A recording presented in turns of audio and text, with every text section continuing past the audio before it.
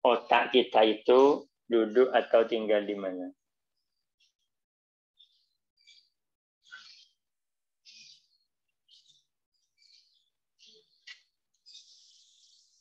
Edo. Otak Ya, Pak. kita itu duduk atau menempati apa? Sekarang Edo duduk atau berdiri ini? Duduk, Pak. Oke. Bokongnya Edo mencok nanti. Tempel di mana? Di tel, Pak. Hah? Di lantai. Di lantai. Di lantai.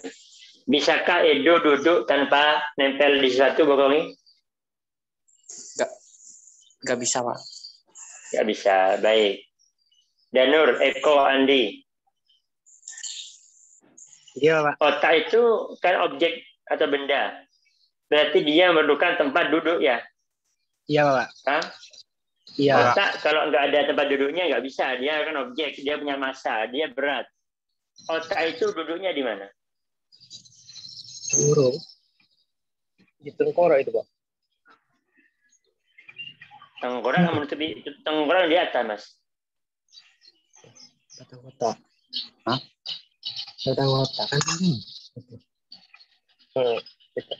Lihat ya. Tadi kan ya. Ini adalah tengkorak. Ya kan? Ini telinga.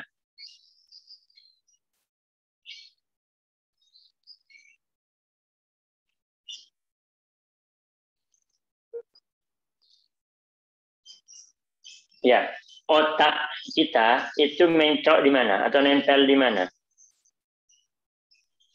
Batang otak, Pak. Batang otak, dia adalah sambungan dari otak kita, Mas. Ruang tengkorak.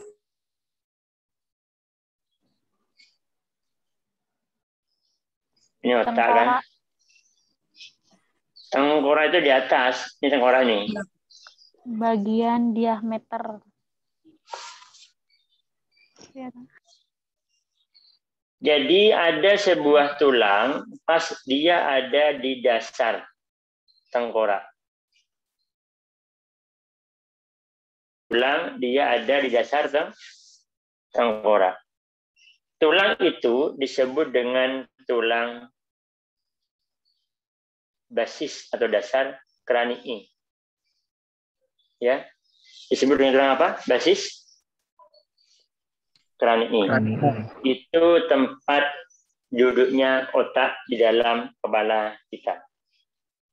Nah, jika ada benturan, ya bisa jadi tulang basis kraniinya itu mengalami pecah atau fracture. Karena itu akan ada pada pasien trauma itu tanda-tanda fraktur basis kranii.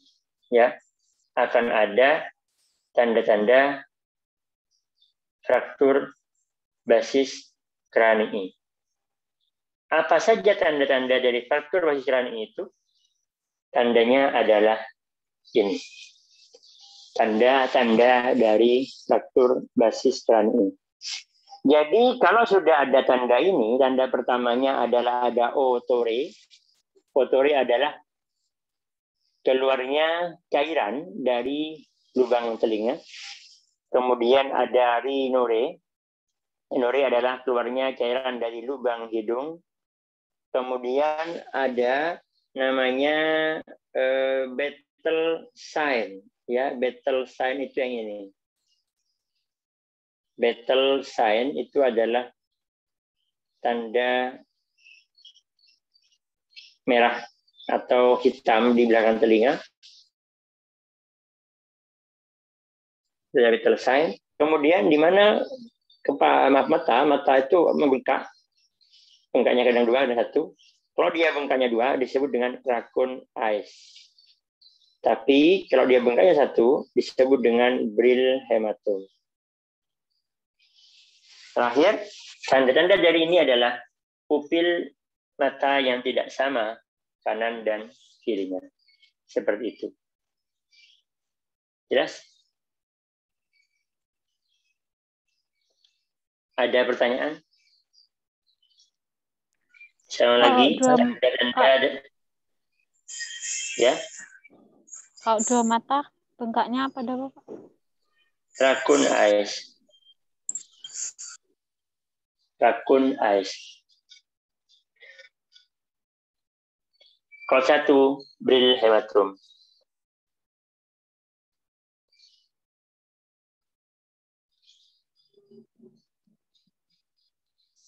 Jelas ya? Ini tanda apa namanya tadi? Tanda apa ini? Battle sign. Ya, yang saya lingkar ini adalah battle sign. Tanda adanya jejas atau kemerahan di belakang tulang mastoid atau di belakang telinga. Ya, seperti itu. Baik, ini matanya, tanda apa namanya di matanya ini? Raccoon eyes. Ya. Kenapa disebut raccoon eyes? Bengkaknya 2. Kalau 1 namanya apa? Brill hematome. Hematome. Ya, Brill hematome. Jelas ya? Ini adalah contoh pupil mata yang tidak sama kanan dan kirinya, ya. Ini adalah pupil yang atas sendiri. Yang atas sendiri ini adalah dilatasi. Ini adalah contoh pasien meninggal seperti ini. Pupilnya melebar. Yang kedua, pupilnya mengalami konstriksi, biasanya keracunan dari narkotik. Dan yang ketiga, namanya lateralisasi, jadi fungsi saraf otak kanan dan kiri itu tidak bekerja secara baik. Oke?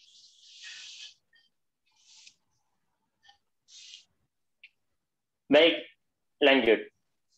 Sekarang kita ke atas. Fraktur tengkorak. Tadi sudah ada fraktur basis crani. Ya. Novi. Tanda-tanda dari fraktur tadi, fraktur basis crani apa saja, Novi? Fraktur apa, Pak? Fraktur basis crani tadi tandanya apa saja? Bengkak 1 mata, bengkak 2 mata itu, Pak. Sama bengkak di belakang telinga atau battle sign. Ya, bukan bengkak, Mbak, tapi adanya kemerahan di belakang telinga. Oh iya, ya maaf, Pak. Baik. Sekarang kita lanjut pada atas. Tadi kita bicara fraktur basis crani, transmisi. Ini adalah patah tengkorak pada bagian atas. Ada 4 jenis patahan pada tengkorak yang mengalami fracture. Ya. Yang pertama adalah fraktur linear yang ini. Jadi patahnya itu hanya bergaris-garis saja. Ini paling mudah ditangani, nggak usah dioperasi. Kemudian ada yang depres, tertekan ke dalam. Ya, wajib dioperasi. Ada yang kompon, bagian ini ada yang lepas. Itu juga sebaiknya dioperasi. Dan yang ketiga adalah penetrating object atau objek yang ada di nempel. Objek yang nempel di tengkorak. Seperti itu. Sekarang pertanyaannya, apa yang Anda lakukan ketika mendapati pasien seperti ini di lapangan?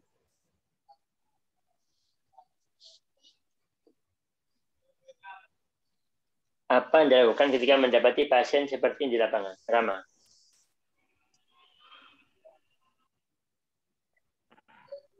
Mungkin menyeimbangkan lukanya dulu, Pak, biar enggak terlalu banyak pendarahannya. Kemudian kalau sudah sampai di rumah sakit, baru dicabut atau dihilangkan objeknya. Baik, Mbak Choi, apa yang Mbak Choi lakukan ketika mendapati pasien ini di lapangan atau di jalan raya? Dilepas, Pak. Dilepas. Kalau dilepas, kira-kira nanti akan ada perdarahan atau tidak ya? Ada. Semakin banyak pendarahan, Pak. Ya, jadi untuk semuanya, kalau Anda mendapati pasien dengan objek yang menancap seperti ini, dimanapun tempatnya, hindari melakukan pencabutan di TKP. Kenapa demikian? Bisa jadi saat dia di dalam, dia menjepit pembuluh darah, sehingga tidak jadi perdarahan. Tetapi, kalau dia misalkan dicabut, maka akan jadi perdarahan yang hebat. Jadi sekali lagi dilarang mencabut objek apapun yang menancap pada pasien. Jelas? Jelas. Jelas, Pak. Baik. Sekarang kita masuk pada perdarahan. Saya tanyakan, perdarahan di dalam tengkorak dengan di luar tengkorak itu lebih bahaya mana? Di dalam.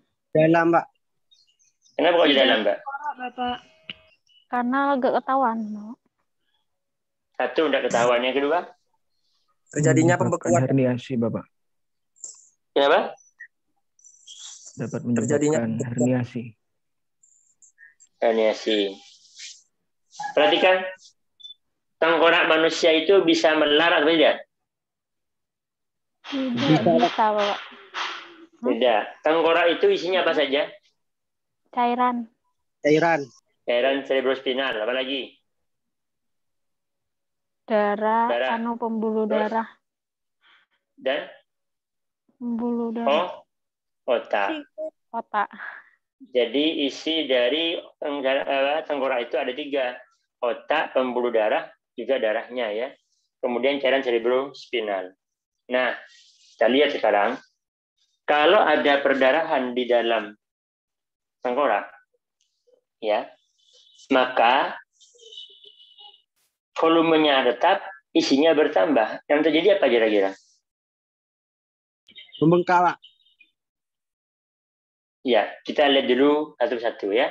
Ini adalah perdarahan intrakranial, hemorrhagic intrakranial. Perdarahan yang ada dalam tengkorak, dalam kepala. Yang pertama tadi kita bahas ada namanya epidural hematom. Ya, apa namanya? Epidural hematom atau EDH. Dia robeknya pada arteri meningia media pada bagian arterinya, sehingga dia perdarahannya hancur tapi mudah ditangani, mudah sembuh sempurna pasiennya. Contohnya adalah seperti ini. Inilah hematom epidural. Kalau kita bicarakan hematom epidural, berarti letak perdarahannya ada di mana, Mbak Sorbanovi?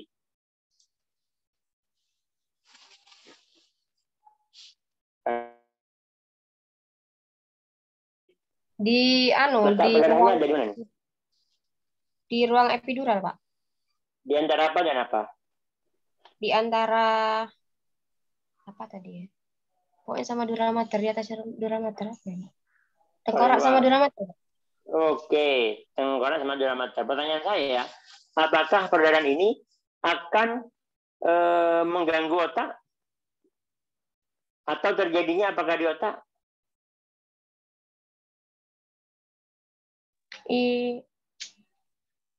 Iya, Pak. Otaknya ada di mana? Di bawah. Arah? Di bawah. Arah? Arachnoid. Arachnoid. Ini ada di mana arachnoid? Paranoid. Oh iya, di sebelahnya. Jadi EDH ini darahnya bersentuhan nggak dengan otak pasien? Tidak. Tidak. Sehingga pada pasien ini penanganannya paling mudah. Kenapa demikian?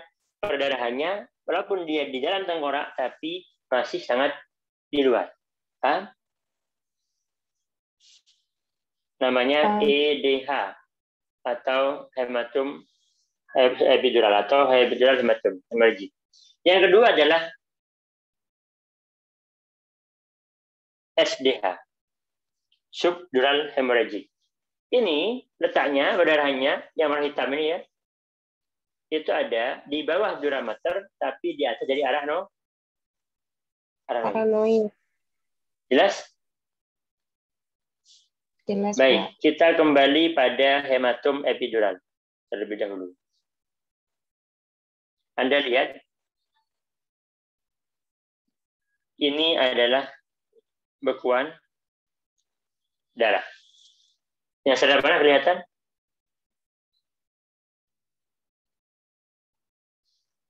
Yang sebelah mana kelihatan, Mbak Jeffrey? Mbak Jeffrey? Kelihatan, Pak. Baik. Yang sebelah ini adalah perdarahan. plot bekuan darah. Kita lihat bahwa tengkorak volumenya atau daya lambungnya tidak bertambah, tapi isi yang ada di dalamnya menjadi meningkat. Sehingga Anda lihat di sini apa yang dilakukan darah yang beku ini terhadap otak. Mbak Joy. Dua. Apa yang dilakukan oleh darah yang beku ini terhadap otak di dalam tengkorak? Mendorong. Mendorong. Sehingga akan terjadi sebuah proses yang disebut dengan SOP. Ya. Proses SOP. Apa SOP? SOP adalah Species Occupying Process. Saya ulangi. SOP adalah Species Occupying Process atau proses desak ruang. Nah, Anda lihat di sini. Bagian tengah dari tengkorak, bagian tengah dari otak ini bergeser apa tidak?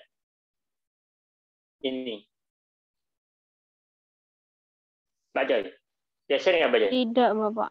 Tidak. Oke, geser. Iya, bagian tengah. Oke. Hah? Geser. Geser. Depan. Kenapa geser dia? Karena kan ada dorongan dari belakang. Betul. Pergeseran garis tengah pada otak itu disebut dengan midline shift. Ya, midline shift. Nah, ketika sudah terjadi SOP dan ada dorongan pada sisi yang sehat sehingga garis tengahnya melebar, ini disebut dengan kondisi peningkatan tekanan intrakranial. Nanti secara khusus kita akan bahas bersama-sama pada pertemuan minggu depan, insya Allah. Sampai sini jelas? Jelas. Jelas. Jadi itu ya, epidural, subdural, dan ini ada intracerebral. Berarti ini ada di dalam otaknya. Kira-kira dari yang dua tadi, EDH, SDH, EH, IVH, itu dibandingkan dengan intracerebral, parah mana kira-kira? Intracerebral. Kalau parahnya, itu tidak tentu ya. Tapi ruwet ini. Karena ngambilnya harus bongkar otak terlebih dahulu. Ya, Anda lihat di sini, ada proses terjadi, namanya apa tadi? Proses tadi? Di mana garis tengahnya geser? Midline shift. Midline shift. Ya, ada midline shift. Kemudian di sebelah sini ada hematom, sehingga disebut dengan ICH, intracranial hemorrhagic. Ya, ICH, intracranial hemorrhagic. Seperti itu.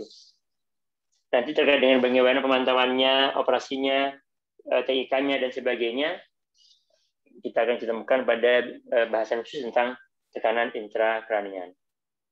Sampai sini ada pertanyaan, silakan.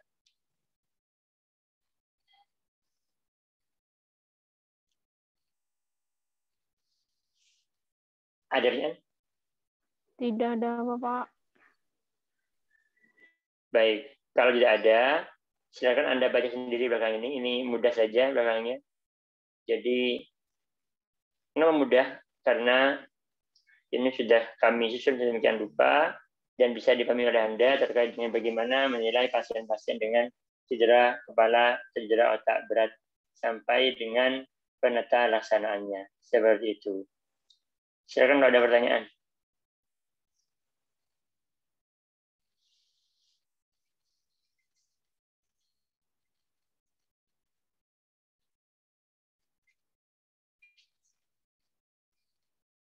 Pak mau tanya yang anatomi tadi Pak, yang SCA. Monggo, silakan.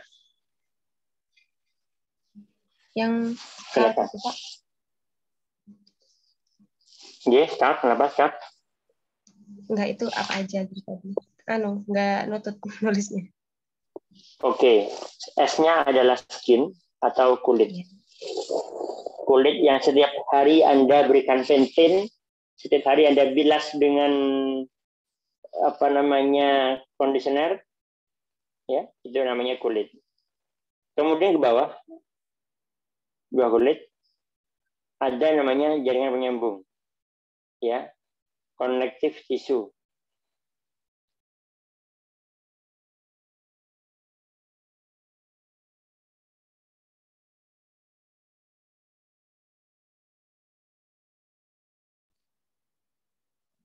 Sudah, Pak. Ada pertanyaan Pak Juni? Jelas? Sudah sangat jelas, Pak. Baik. Kalau sudah sangat jelas, silakan Anda baca yang tadinya saya share itu. Oh ya, belum saya share ya. Saya share ke Hanum ya, Hanum. Oke, Bapak.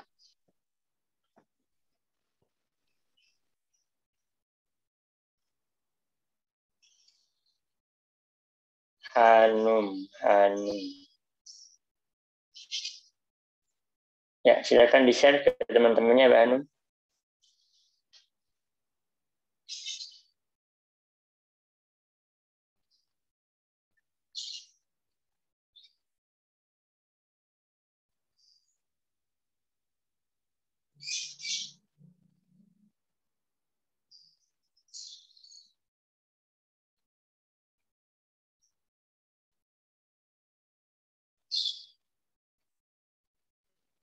Sudah, Bapak. Baik, terima kasih. Sebentar, saya akan share sebuah video pada Anda terkait dengan bagaimana jalannya trepanasi atau pengambilan darah, bekuan darah yang ada di dalam tengkorak.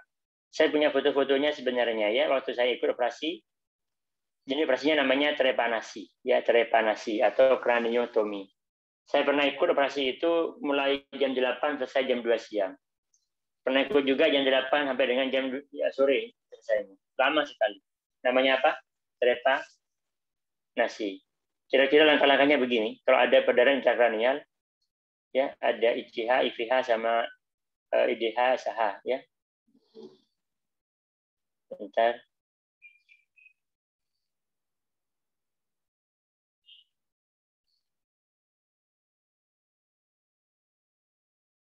Saya Bisa, Bapak. ada sensornya ini. Connect video. Iklan, Bapak. Shopee. Bisa dengar, bisa melihat apa yang saya share, Mbak? Bisa, Bapak. Bisa, Bapak. Bisa?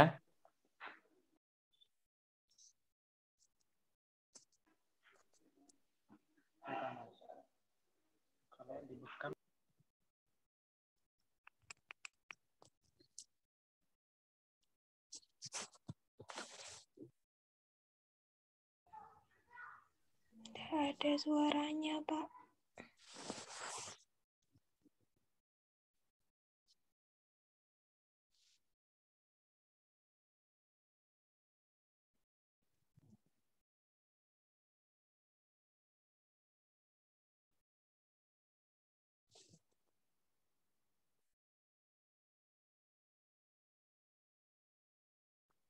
Ini arachnoid.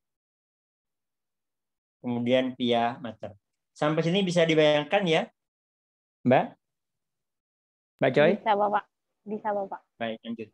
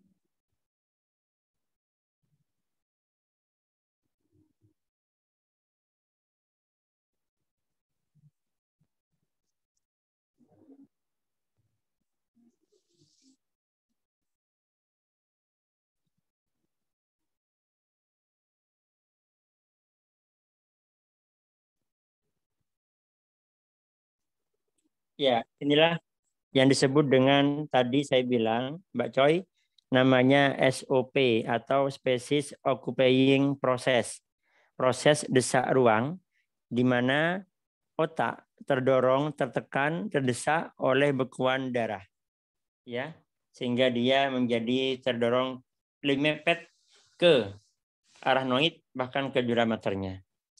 Jelas Pak Joy? Jelas, Bapak.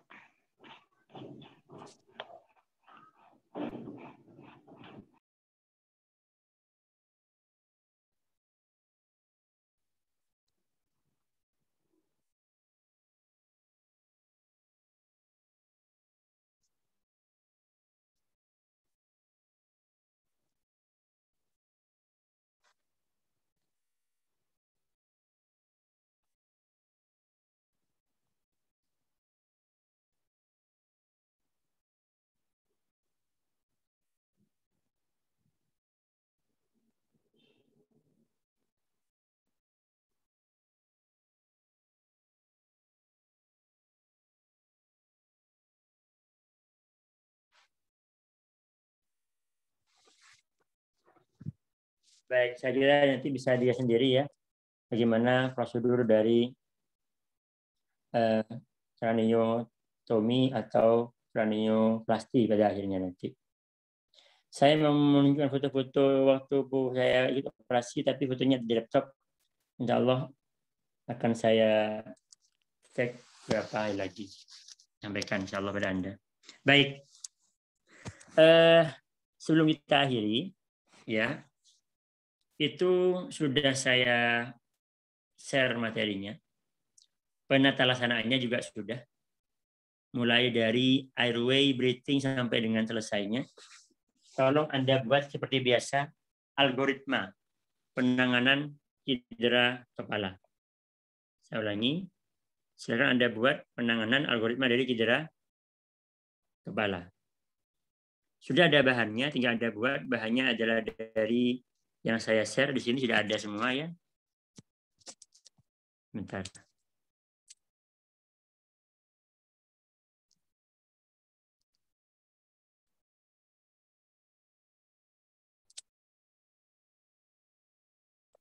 Ya, dari sini sudah ada semua, dari bagaimana penanganannya, mulai dari manajemen awalnya ya 1 sampai dengan ada 10 poin, yang sadar bagaimana, langkah-langkahnya bagaimana, pengkajiannya juga ada data objektif sampai dengan dia muncul ya, sampai dengan intervensi yang dilakukan. Itu tolong Anda bikin algoritmanya.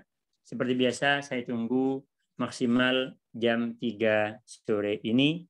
Link untuk upload akan saya share sebentar lagi kepada Mbak Hanum. Sampai sekarang, sampai sini ada pertanyaan? Silakan.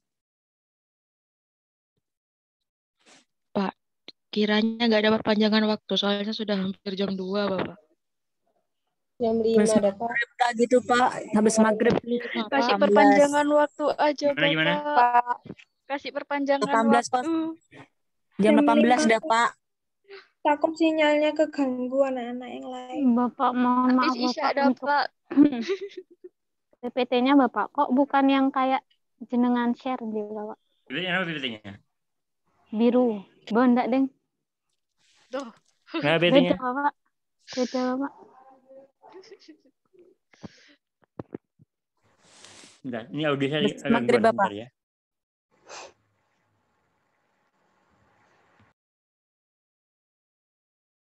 Warna biru.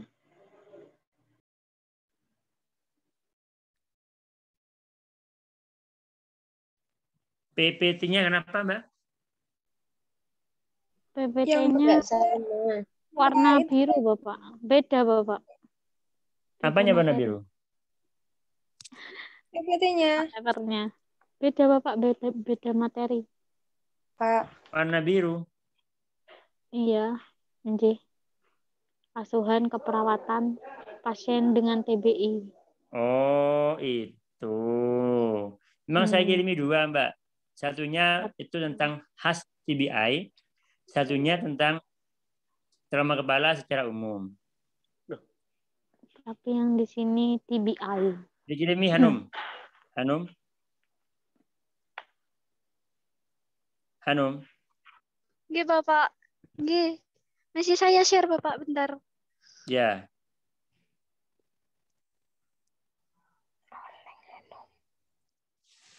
Jadi memang saya kirimi dua, Mbak. Jadi yang atas itu, yang TBI atas itu murni adalah TBI-nya. Yang bawah itu adalah TBI yang dihubungkan dengan trauma kepala secara umum. Ya nanti bisa Anda algoritmanya bisa dibaca dari dua-duanya itu. Bahkan di yang atas itu sudah ada algoritma terkait dengan bagaimana manajemen pasien yang tekanan intrakranialnya meningkat. Sudah di-share, Mbak Anu? Sudah, Bapak. Ya, ada yang ditanyakan, silakan. Jadi kita Masih ini hanya dengan waktu, Pak. Sampai kapan? Mau nawar sampai kapan? Besok. Besok. Ya, besok dah Pak, besok nih. Tidak boleh memberatkan mahasiswa Bapak, nanti imunnya turun. Jam berapa? Besok jam Besok jam 9, berapa? Bapak. 11. Jam 9. Jam 11. Ya, orang sasaran luca air. Tidak apa-apa, Bapak. Baik, sebelum kita tutup, saya akan menjelaskan yang full trauma brain injury yang satunya ya. Biar Anda bisa upload hari ini. Saya kasih bocoran dulu. Pak, tambah. Bapak ada tambahan waktu ya, Pak. Oh. Hari ini dah, Pak, nggak apa-apa. Tapi jangan jam 3, Pak. Oke, Pak. Pak. habis maghrib deh Pak, habis maghrib aja, Bapak. Aja.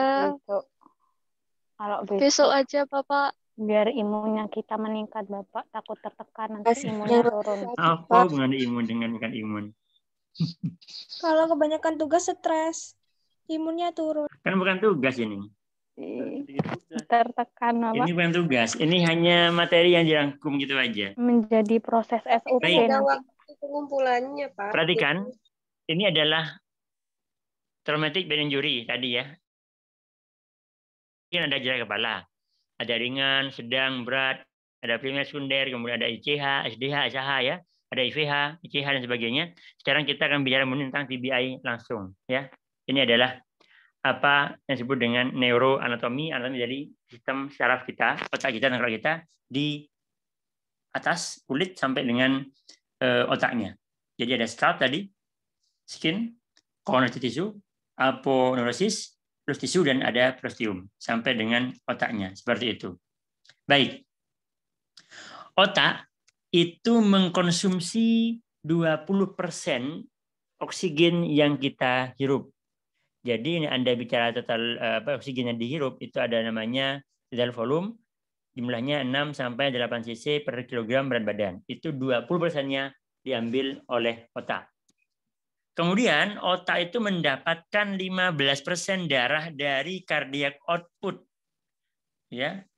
Dan otak itu aliran darahnya, jumlah darah yang mengalir ke otak itu disebut dengan CBF atau cerebral blood flow, jumlahnya sekitar 800 cc per menit atau 50 cc per 100 gram otak. Ya, seperti itu. Nah, terkait dengan TBI atau traumatic brain injury itu ada cedera primer, ada cedera sekunder. Ini sudah kita bahas tadi. Yang primer langsung terjadi saat itu, yang sekunder masih ada waktu 2-3 hari atau 2-3-4 jam. Ya, seperti itu. Nah, yang primer itu adalah itu sehingga tidak bisa kita selamatkan. Intinya harus dicegah kejadiannya, jangan sampai jadi trauma, jangan jatuh, jangan kecelakaan, jangan carok, dan sebagainya. Sedangkan yang secondary injury itu kerusakannya akibat beberapa jam, beberapa waktu, beberapa hari setelah kejadian terjadi. Itu bisa tercegah dengan cara mencegah hipoksia dan iskemik yang terjadi. Seperti itu. Nah, kalau seluruh otaknya, hampir seluruh sel sarafnya mengalami kerusakan, maka kondisi ini bukan saja TBI tapi disebut dengan DEA, ya, diffuse axonal injury, ya, diffuse axonal injury. Ini berarti akson sudah rusak semua yang ada di otak kita, dan ini disebut dengan metode istilah second baby syndrome. Apa maksudnya? Seolah-olah ada bayi kemudian kepalanya dikocok gitu ya, jadinya seperti ini, diffuse axonal injury. Dan ini biasanya ada juga perdarahan intrakranial, EDH ataupun SDH di dalamnya. Ya, seperti itu. Dan biasanya pasiennya tidak sadar. Seperti ini gambarnya. Bisa lihat gambar ini, Mbak Coy? Bisa, Bapak. Jadi ini adalah akson atau bagian dari neuron yang rusak akibat cedera itu. Sehingga kalau aksonnya menjadi rusak, pesan atau impuls dari neurotransmitter dari neuron tidak akan tersampaikan, sehingga akan ada defisit neurologis, bahkan ada kelumpuhan, bahkan kematian di sana. Ya, seperti itu. Ini dari TBI. Tadi sudah kita bahas sama. Ini adalah hemorrhagic yang kita bahas. Jadi ada EDH yang sebelah kiri, ada SDH sebelah kanan, ada ICH, ada lagi IVH ya, di ventricle otaknya. Itu terjadinya hemorrhagic intrakranial. Seperti itu ya, hemorrhagic intrakranial. Nah, tadi saya bicara terkait dengan fraktur basis kranii. Tandanya tadi apa saja, Mas Rama?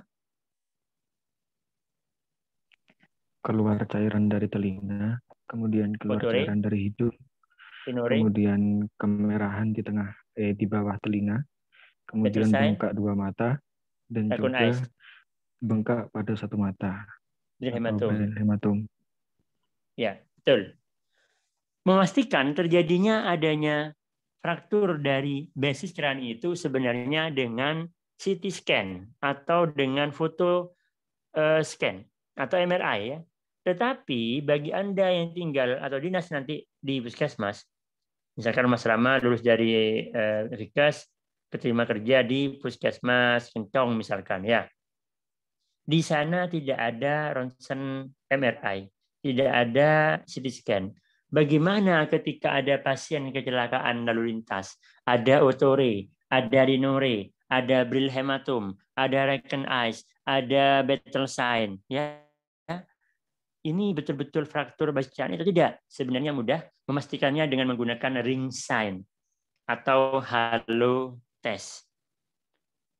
Halo test itu adalah tes mendeteksi adanya cairan cerebrospinal dari cairan yang keluar dari kepala pasien, baik dari otore maupun dari nore. Bagaimana caranya? Kalau dia murni darah, ketika diambil cairan itu, taruh di tisu, akan hanya ada dua pemisahan cairan, yakni plasma dan juga darah. Tetapi kalau dia ada cairan cerebrospinal, maka akan ada tiga pemisahan cairan, bagian tengahnya darah, bagian tengah pinggirnya adalah plasma, bagian luarnya adalah cairan cerebrospinal. Ketika terjadi, maka inilah yang disebut dengan ring sign positif atau halo test positif. Jelas?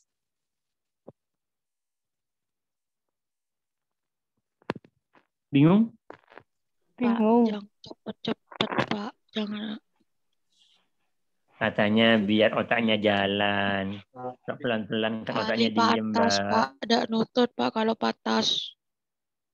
Patas tuh enak, nyampe Surabaya, ada AC-nya. Baik, pelan-pelan ya. Ring sign atau halo test untuk memastikan terjadinya fraktur basis kranii, fraktur dasar tengkorak dari ada tidaknya cairan cerebrospinal pada otore maupun rinore. Caranya bagaimana? Caranya adalah ambillah cairan yang keluar dari telinga ataupun dari hidung. Kemudian cairan yang keluar atau darah yang keluar dari hidung atau dari telinga itu Anda taruh pada kertas saring atau kertas HVS atau pada tisu juga bisa, ya. teteskan di situ 2 atau 3 tetes, minimal ada 2 atau 3 tisu. Ya. Nah, nanti Anda amati, Anda lihat. Ketika ada cairan, pemisahannya itu ada 2 biasanya. Kalau dia murni darah. Yang bagian tengah adalah darah, yang bagian luarnya adalah plasma darah.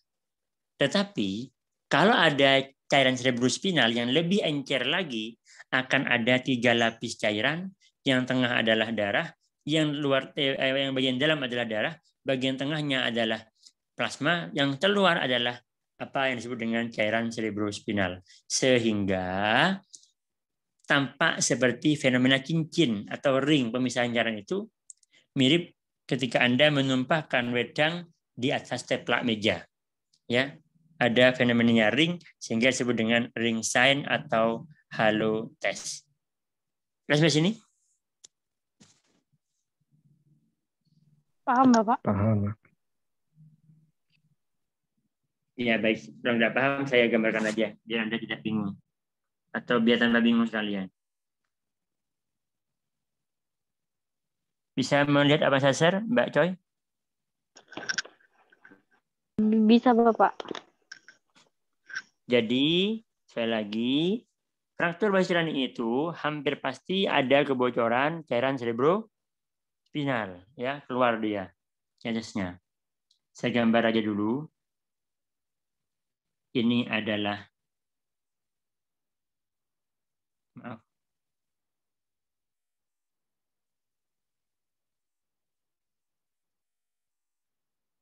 pasien ya, seperti itu. Ini ada cairan keluar dari hidung, keluar. Kemudian juga pada telinga, ini adalah telinga di sini, juga ada cairan keluar. Yang keluar dari telinga namanya apa, Mbak Coy? Otore. Dari hidung namanya apa? Rinore. Oke, baik. Kalau darah biasa,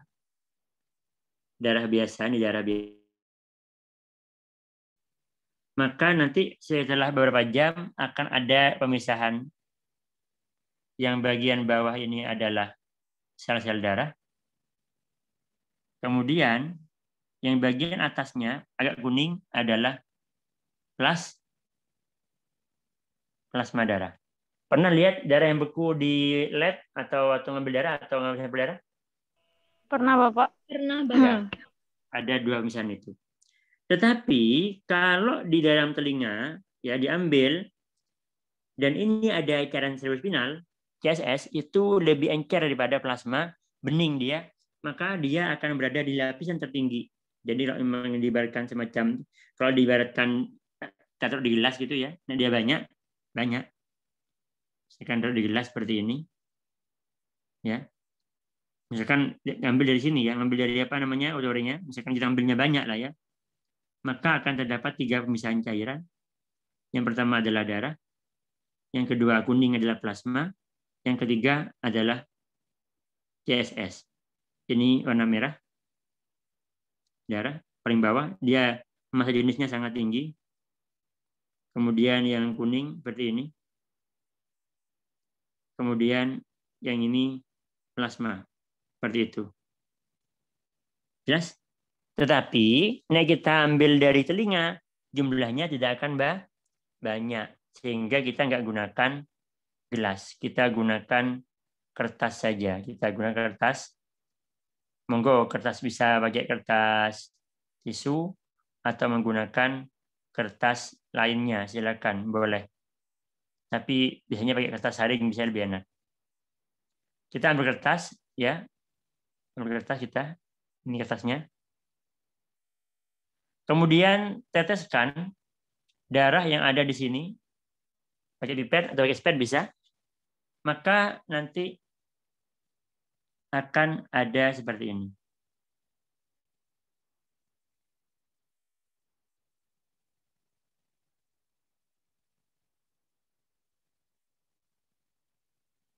akan ada seperti ini. Kemudian bagian tengahnya ada ini. Bagian luarnya ada plasma. Jelas ya? Sehingga nanti akan muncul fenomena ring sign seperti ini. Jadi akan muncul fenomena cincin. Yang tengah ini ada cincin gini. Yang tengah ini adalah darah.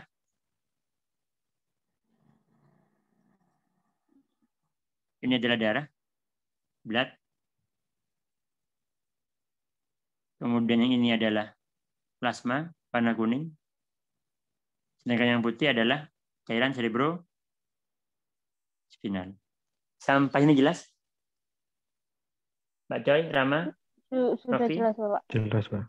Ya, jadi ini adalah langkah simpel, mudah, kondone sedikit untuk menentukan apakah pasien yang kecelakaan itu mengalami fraktur basis kranii dengan menggunakan ring sign atau halo test. Sampai ini jelas? Jelas, Bapak.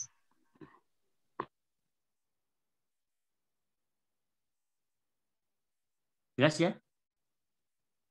Baik, kalau jelas, saya kira itu silakan Anda nanti algoritmanya saya deadline sampai besok jam 12 siang ya.